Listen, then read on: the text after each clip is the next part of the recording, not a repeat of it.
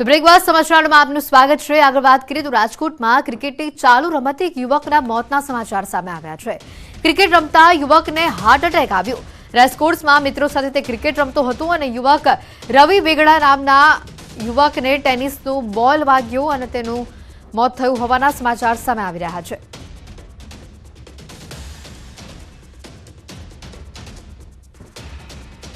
રાજકોટમાં ખાડા પાસે યુવકના મોત અંગે તપાસ કરવામાં આવી રહી છે। રાજકોટ મનપા કમિશનરે તપાસ કરી રહી છે અને આ તપાસ માટે કમિટી પણ બનાવવામાં આવી છે।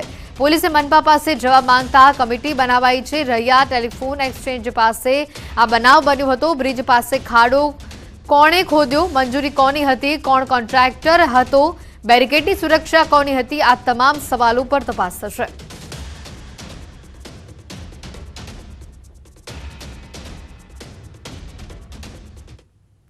पुणे सोलापुर हाईवे पर भयानक मार्ग अकस्मात सर्जायो। कालभोर नजीक फोर व्हीलर बीजा वाहन साथे અથડાઈ।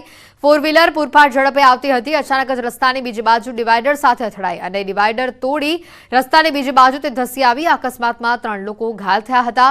અકસ્માત રવિવારે સાંજે 4 વાગ્યાની આસપાસ થયો હતો। તમામ ઇજાગ્રસ્તોને હાલ સારવાર માટે ખસેડવામાં આવ્યા છે। પોલીસે સીસીટીવીના આધારે અકસ્માતનો ગુનો નોંધી તપાસ હાથ ધરી છે।